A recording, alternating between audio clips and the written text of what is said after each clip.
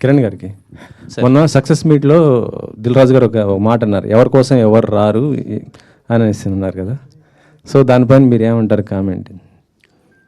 Sir నేను ఎప్పుడు మీరు నా స్పీచ్ కొంతమందికి ఎందుకో ఎక్కడో తప్పుగా అర్థమైందో నాకు తెలీదు. నా ఎంటైర్ స్పీచ్లో ఐ ఫెల్ట్ నా గురించి, నేను పడిన దాని గురించి, నేనేంటి, నేనేం చేస్తున్నాను దాని గురించి చెప్పాను తప్ప నేను ఎవరిని రమ్మని అది చేయమని ఇది చేయమని అది నేను ఎప్పుడు చెప్పలేదు సార్. నేనైతే ఎప్పుడు చెప్పలేదు నా స్పీచ్లో అది. రాజు గారు స్టేజ్ మీద గుడ్ థింగ్ తను చెప్పింది ఏంటి, నాకు అమ్మ మన కష్టం మనం పడుకోవాలి, అది అలాగే వచ్చాం కదా సార్.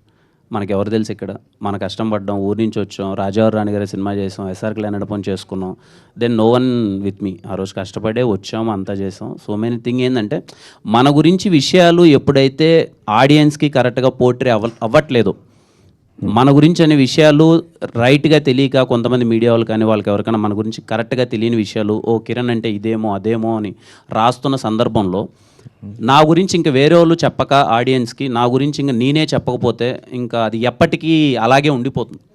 అందుకని నా గురించి ఇది, this is what I am, this is where I came from అన్నది నేను స్ట్రాంగ్గా ఆ రోజు చెప్పాలనుకున్నాను సార్. చాలామందికి వేరేలా ఉంది నా మీద పర్సెప్షన్, విచ్ ఈజ్ ఫేక్. నా దగ్గర నుంచి చాలామంది మనోళ్ళు కూడా చూస్తే నన్ను ఏదో నువ్వు అది కదరా ఇది కదరా, ఎన్ని రోజులు అనే అలా ఒక రోజు అయితే క్లియర్ అవ్వాలి కదా అని చెప్పి ఆ ప్లాట్ఫామ్ని ఆ రోజు నేను క్లియర్ చేయాలని అనుకున్నాను సార్. Nothing else. అది కొంతమందికి ఇంక వేరేలా అర్థమైతే నాకు తెలీదు, but I'm very clear about it sir.